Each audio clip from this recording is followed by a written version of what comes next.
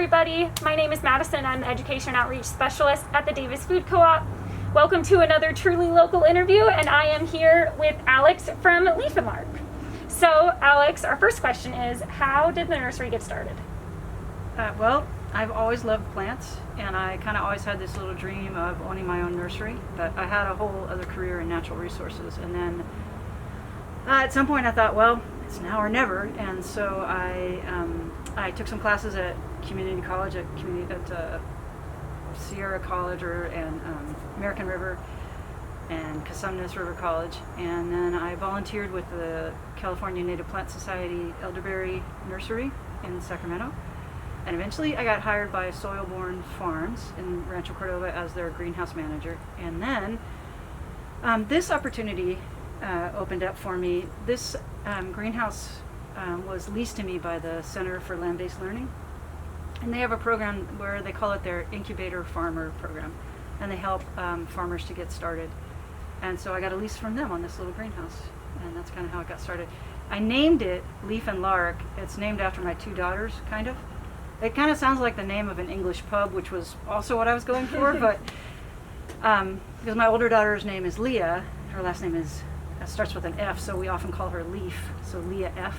Mm-hmm. And then my younger daughter's name, her middle name is Lark, so that's how Leaf and Lark came to be. Nice.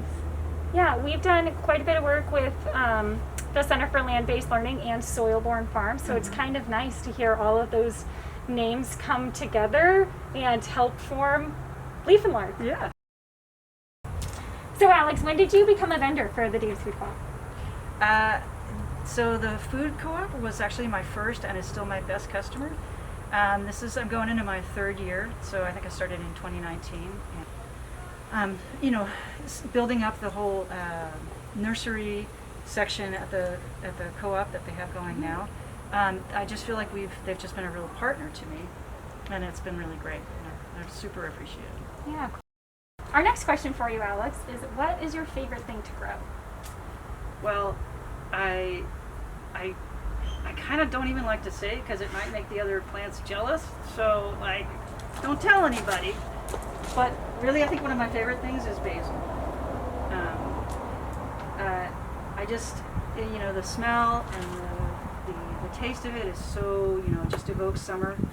And I like how many different kinds there are. There's a lot of, there's obviously this Italian variety here, but there's also, purple and the Thai holy basil, and then there's a lot of medicinal basils as well. There's Tulsi basil. Well, I was just going to say that I grow a lot of herbs in here. So I grow culinary herbs, but I also grow medicinal ones. And this year I've been experimenting with growing herbs or rather plants in general for making natural fabric dye. And that's been kind of a new thing, which has been semi-successful as I figure out, how this will work. But yeah, that's like a new little endeavor I'm doing. So ubiq season is almost here. What are you most excited about sharing with the people of Davis? Well, we were just talking about these figs at the end of the summer. They're called the candy stripe figs. And they are so sweet. I was kind of almost making myself sick last year. I was testing them to see whether or not they were ripe before I sold them. And I was just eating one after another, and I felt like I was going to pass out because I had so much sugar in my system.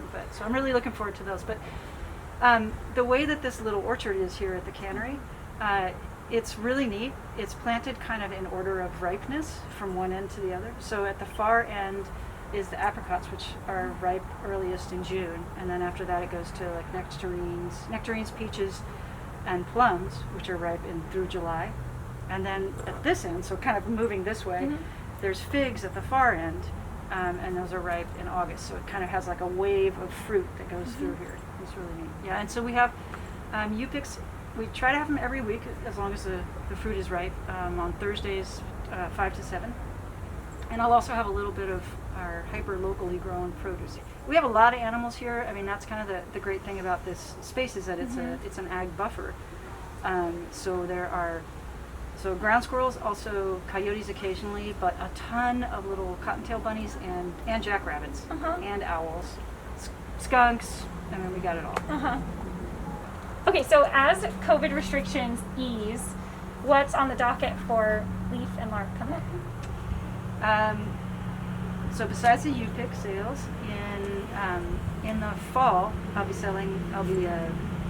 working up a whole ton of native plants to sell through the fall and the winter. And then we're hoping also in the fall to welcome some field trips here through the Davis Farm to School. Mm-hmm. And I'd really like to, if possible, you can follow me on social media, I'd like to give some workshops on wild foraging. So, for example, collecting elderberries Mm-hmm. and making elderberry syrup. Because we use that, we do it every year, and we use our elderberry syrup for kind of colds and just because it tastes good.